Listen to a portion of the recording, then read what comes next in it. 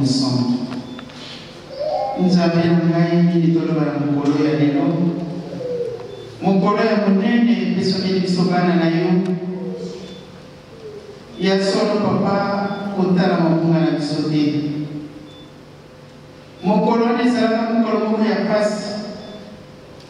Malgré que nous avons préparé. Mais nous avons donati et ça n'est pas comme nous avons passe. Papa Kulutu. Moussa na yokati l'Europe au pesaka ya monamani ya bato pete bamonela mopasi lingo ezali implanté presque partout en Europe.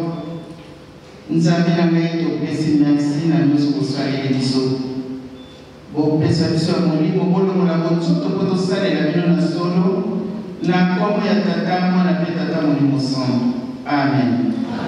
Na kombo ya tata mwana mpe tata molimo santo evangeliste oye paroisse pilote oye papa kisolokele oye nzambe molimo santo oye mama mwelo oye le 22 mars oye le 16 août oye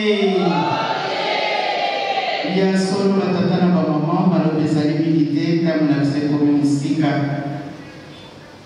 lelo ezali le 17 mars ndenge toyebeli yango pamba te yango erassemble biso biso bonso ndenge toyali awa toyebi kiete papa kisolokele mosala na ye asali ndenge apesaki tata na ye maboko toyebi histoire papa Kulutu ndenge namesanaki kobenga ye na bomwana na ye toujours na papa na ye papa Simon Kimbangu bisika nyonso papa Simon Kimbangu azali papa Kulutu azali Tito yebi histoire ya Kimiana ndenge papa Kulutu azalaki na tata na ye bakani papa Simon Kimbangu toyebi ndenge papa Kisolokele azalaki persécuté mpe toyebi yango mwana ya 7 ans jugé par un tribunal militaire mitigé mwana ya 7 ans babosanaki azalaki nzambe à répondre bamindela bani bango te na bato mwendo bazalaki wana bangaki ata motu te bango bayebaki ye te meki ayebaki bango papa Kulutu balongoli ye na maboko ya baparent mwana ya 7 ans batindi ye mosika ya village natal na ye esika ya kolaki akei na boma. Nous connaissons l'histoire na makambo nyonso ya asalaki kuna le 2 janvier 1992 toyebi maye papa Fumwalongo lende na mutima apesaki na bayaki kopesa ye bafeu na ntango ekoya tokozala lisusu na mokili te toyaki mobembo olesi biso kolatisi biso kosali nyonso eleki na bino mposa me mokolo mosusu papa Kulutu akokende ubien ngai Fumwalongo upapa Fumwambanza ndenge chronologie na ye apeselaki yango bakokendela esalamaki to esalemaki te nani akoyeba mokolo ndekolo ya kokende toye moko amiyebake nakokende tel jour moko te kati na mokili ata bato minene bamosusu mpe azwi bakisi na ye balobi mokolo boye kokende me nasi na mwana bato bakimi na mokoto epai ya papa balobi papa soki osalisi ngai te ngai na kokufa pamba te pacte na ngai esili papa bongisaki to abongisaki te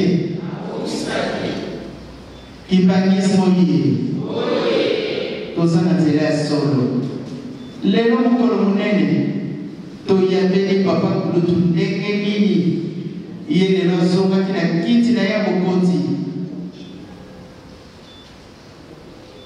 Papa Fumando va réunir biso, tous les enfants étaient là sans accent. À solo na biso ye biso no biso ki na fungoli bino biso moment les états papa kulutu ayaki na basi ko bebisa mai na biso te. Mais c'est là que la mission de la surprise. Tant dans une nouvelle, maintenant vous avez une nouvelle à l'écoute à Kiwabi. On a écouté en Espagne. C'était un mardi. Maman vous l'a dit la mission un lundi. Papa Kouloutou un mardi. Papa Foumando un mercredi. Papa Foumamba un jeudi. Papa Simon Kimbamou a clôturé un vendredi. Bakendeki mukolo moko te. Pourquoi mutula mukolo na ye? Et pas le week-end. Bakatana ba mama lingomba oyo eza lingomba ya ndenge mosusu. Papa Kulutu atiki biso ya solo konene ezalaki na nzoto tozali na yango. Mais nzambe akufaka te. Et pourtant toyebi yango. Mais natina masumu na biso nde yango tokolelaka. Papa te biso kitoko. Tolandi biso panso. Après cet exemple, il y a portable. Ce que vous allez connecter na tata nzambe te. Moyen ni bonde li na yo ekoma ezali te.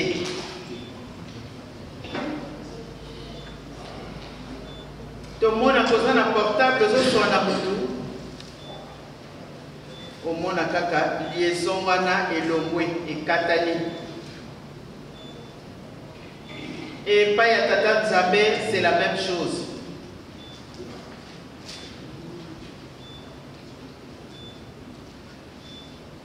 Tango mususu tolobaka mingi, mais nazali kobondela, mais naza kozwa résultat te. Est-ce que nzambe ezali koyokanga? C'est-à-dire ma bondeli okoki na yo kobondela toutes les heures oyo bapesa biso na kati na lingomba. Mais il faut tambola malamu po ozala connexion. Tango yo kofuka mosengi nzambe na yo aye. Ayoki nyonso ozali koloba na ye. Mais nauti kosala mabe, heure de prière ekoki ngai wana nafukami na badi kosenga. Nzambe koyoka? Batata na ba maman. Tokuti musika bipa yango tozali kokende. Ba surprise ezali kozela biso. Ba surprise ya minene. 2023 oye. Totala kaka nzambe kokosaka te.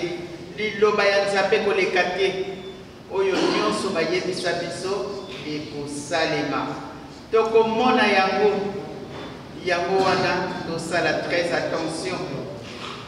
Papa Simon Kimbangu na maman Mwilu na papa Kulutu pardon bakendeki kimiala toyebi histoire wana ekosalema lisusu to ekosalema te tozalaka sur tozala na mayele. Il est temps de se repentir pour être nzambe pour qui filer à récupérer biso pour te tikali musikate. Les signes de temps sont là. Oh ezali ko lakisa biso mai mazali koya mokili yango ekomi bouleversé tozali lisusu koyeba te mayele batuna bakonzi esuki kala te nzambe kolakisa oyo yaye yango wana batata na bamama lelo eza mokolo kitoko mokolo ya papa Kulutu mokolo wana ezalaki ya mawa kasi ya solo papa tango solo na biso botika kolela to lata kaka bongo bongo lobi mutu soki akufi ko lata kitoko parce que zalaka une grande fête mais biso to zalaki kaka bongo bongo ngai kutu na zalaki biloko matoi kutu na yebite ke balata ka biloko matoi papa Talika pourquoi vous n'avez pas mis vos boucles d'oreilles nazaki na madoba kopesa yete alors bien allez vite les chercher mettez-les mais ne soyez pas tristes parce que vous ne voyez pas là où se trouve papa gangela biso direct au makinga ibangismo ye ya mwana batata na ba maman dimanche ndenge batei biso kamia somba mito na ne somba mite esomba toko sepelisa papa to toko sepelisa yete kamia bokende papa bokende le 22 mars ndenge agence apesi agence d'apesi à toi le 22 mars bokende te ah là là biso to sala kaka to yimaka te nzamba kokosaka na ye te makambo kitoko ezali koya malamu tomona kitoko ya mabe biso toboyi tolingi tosepela kopasa eleki mingi ndenge nalobi nzambe akokosaka te nyonso namona yango ndenge nalobaka malgré bato mosusu mama yebisa biso na makambo nini nyonso mona makambo mosusu nakoloba ngo melelo te chaque fois nalobaka boye parce que nayebi ntina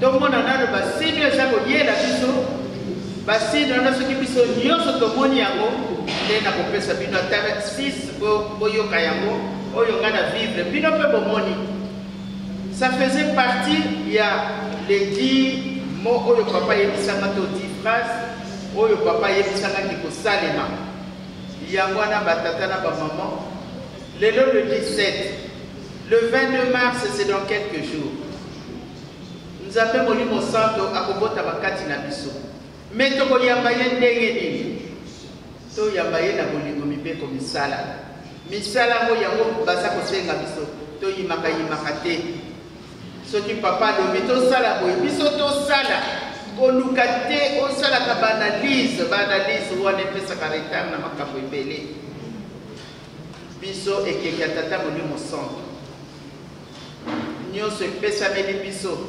totala kaka epai tozali kokende etikali nango mosika mingi te basini yango ekobanda kopleuvoir ndenge kule eza kobeta kuna tokobanda komona po mais c'est quoi ça? Est-ce que tu as vu?